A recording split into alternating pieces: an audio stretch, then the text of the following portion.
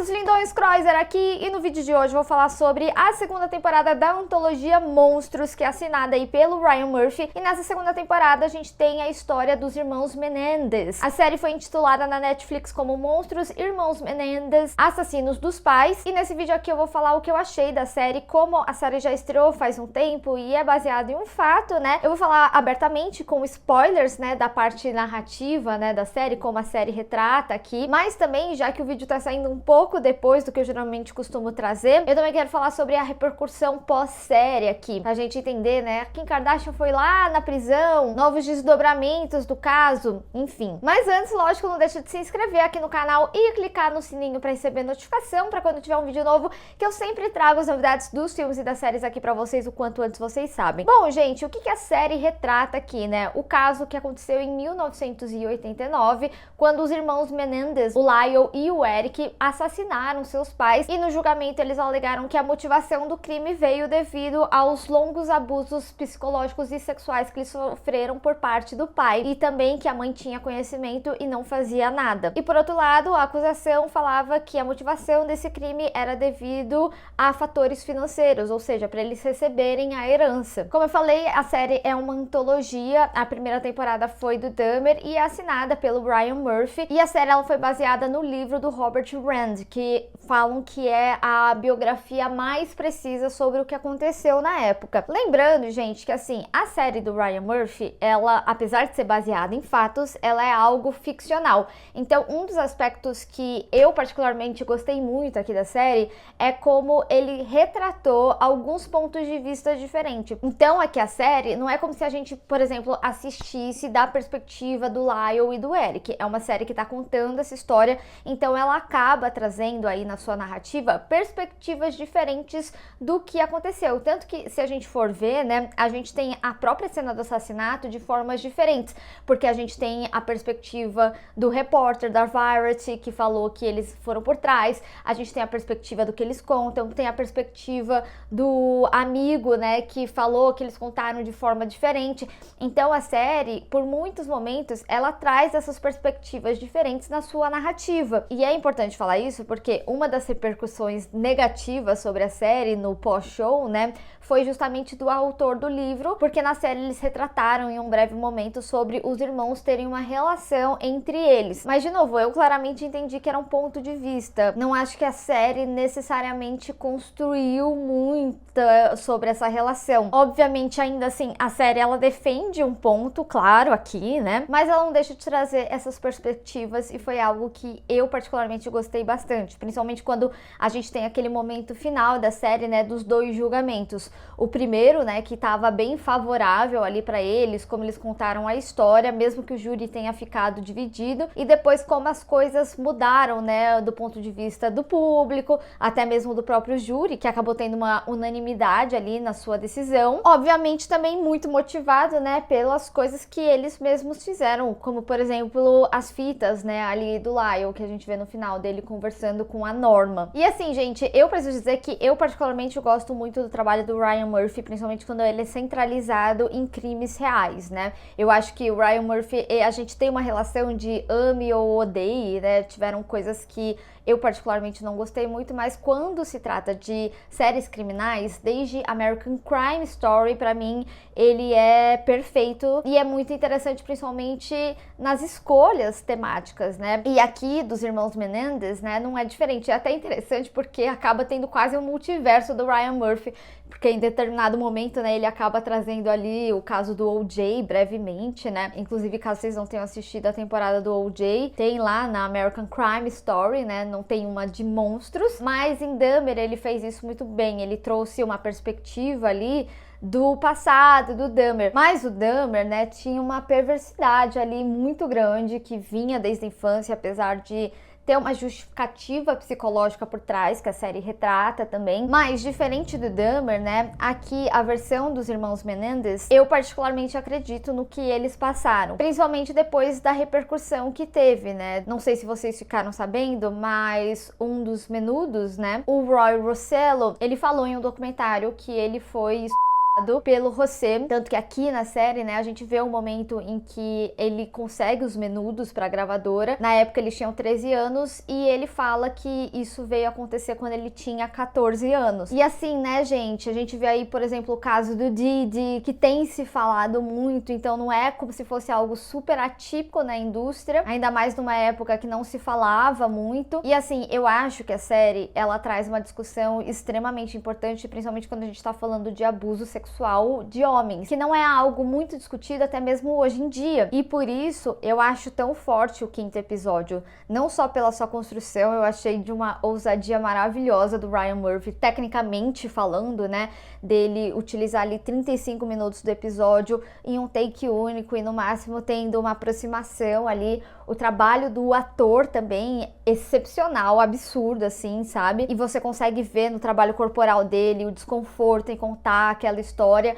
E assim, gente, pra quem acompanha, né, muitos casos de abuso, principalmente quando se trata sobre o público feminino, sempre existe um questionamento do ai, por que não falou antes? E nunca é fácil falar sobre um abuso. Pra homem é mais difícil ainda, né? Porque tem essa relação da sexualidade também. Você consegue ter essa percepção bem precisa, principalmente quando você vê o documentário lá do Kevin Spacey, né? Muitos homens que foram abusados por ele falam no documentário que pra eles era muito difícil admitir ter passado por determinadas situações, que, por exemplo, eles ouviam de mulheres, né, que tinham passado e que eles questionavam, né, como eles se colocaram em determinada situação e tudo mais. Principalmente quando a gente tá falando de uma situação de abuso, a gente sempre tem projeções de reações que a gente tivesse, tipo, e se ele colocasse a minha mão lá, eu ia dar um tapa nele, um soco nele na hora. E muitas vezes você só fica ali congelado, né? Então eu acho que a série, ela traz essa discussão extremamente importante. E aí eu falo até do caso do Diddy, né? Porque tem muitas pessoas, homens da indústria, que a gente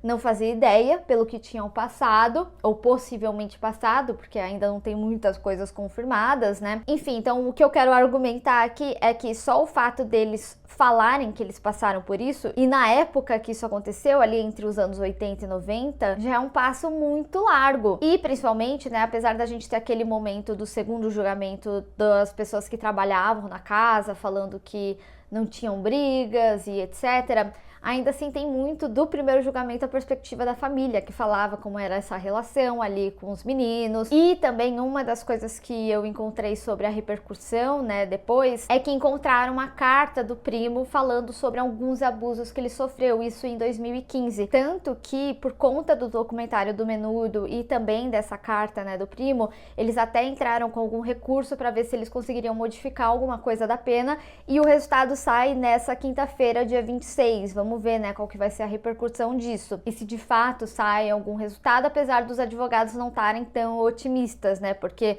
no final das contas, né, eles ainda tiveram um crime que foi premeditado, como a própria série retrata também. Mas, independente de ser um crime premeditado, né, ou como eles mesmos defendem, né, deles poderem se defender em qualquer momento em que eles se sentissem ameaçados, ainda assim eu acredito que eles passaram por isso. E aí eu volto a um outro ponto da série que eu gostei muito aqui. Eu gostei como o Ryan Murphy, ele trouxe uma narrativa de curiosidade e resposta, né, que eu vou chamar assim, que basicamente era o quê? A partir desse 5º episódio, né, se eu não me engano, em um dos momentos a advogada chega a questionar o Eric se o pai tinha sofrido algum abuso. Eu não lembro exatamente se teve esse diálogo, mas foi algo que esse episódio me instigou a questionar. E eu achei incrível que logo no 6º episódio eles respondem isso pra gente, que sim. E aí, de novo, não que justifique, eu acho muito válido falar isso, né, gente?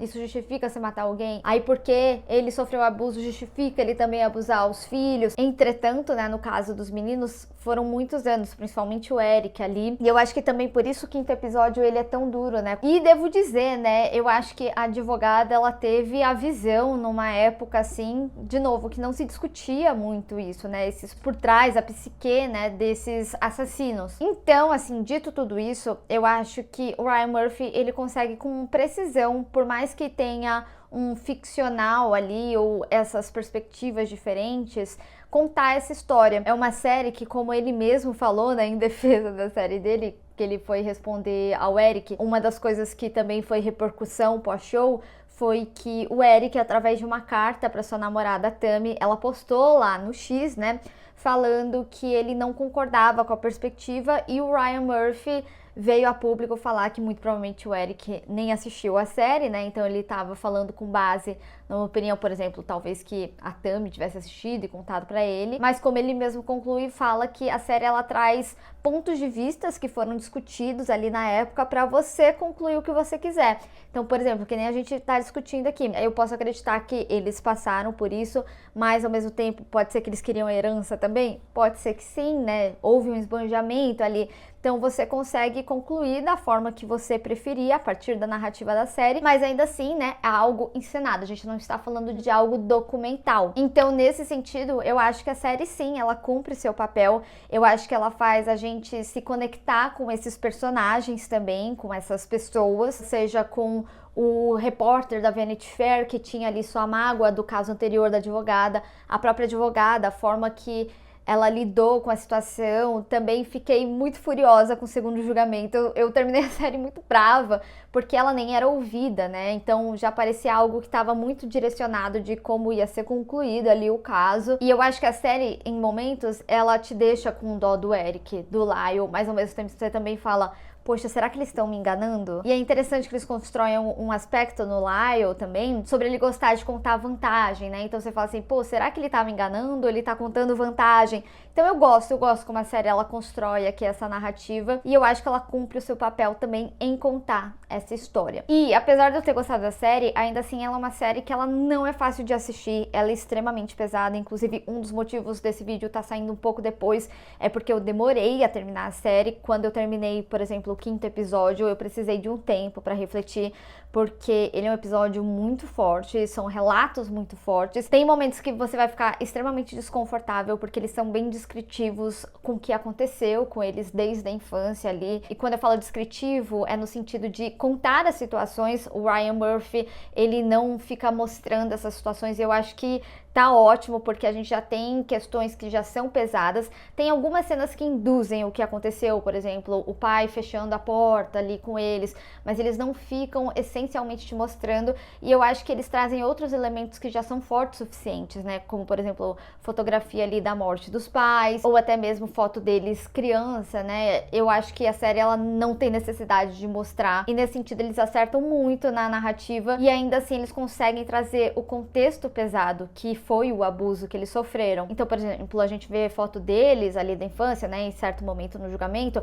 Então, eu não acho que a série precisa mostrar mais nada, ela já é pesada o suficiente com as descrições, com as insinuações, e nesse sentido eu acho que o Ryan Murphy acerta e muito na narrativa de como vai contar a história, porque traz a seriedade, traz a importância da discussão e também traz a brutalidade do que foi o crime. E eu também gosto muito da estética que ele acaba trazendo aqui na série, seja na coloração, na fotografia, no figurino ali, né, pra contar essa história entre os anos 80 e 90, inclusive em alguns momentos até me lembrou bastante The Politician, que é outra série da Netflix do Ryan Murphy, que não acabou vingando muito, mas tinha esse contexto de rico, né, então tinha umas coisas que eram coloridas, até na vestimenta, assim, deles, e eu gosto principalmente quando a gente vai ali para cenas do julgamento, como a câmera, ela vai como se tivesse sendo a filmagem do julgamento, então acaba trazendo uma roupagem mais antiga, né, no estilo de filmagem. Inclusive tem como assistir o julgamento real no YouTube, e aí você também consegue um comparativo do excelente trabalho dos atores, em como eles representaram esses personagens. Então a gente tem aqui mais um acerto de produção do Ryan Murphy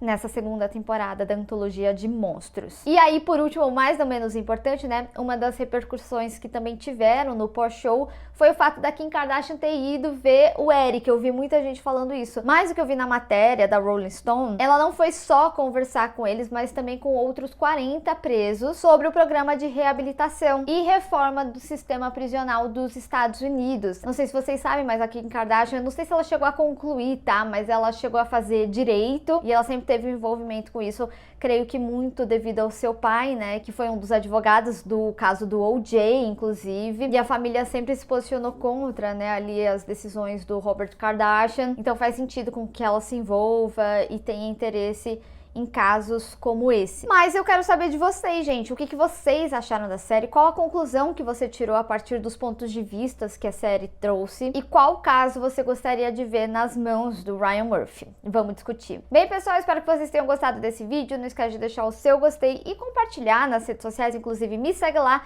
se inscreve no canal e clica no sininho para receber notificação para quando tiver um vídeo novo. Te vejo no próximo. Tchau!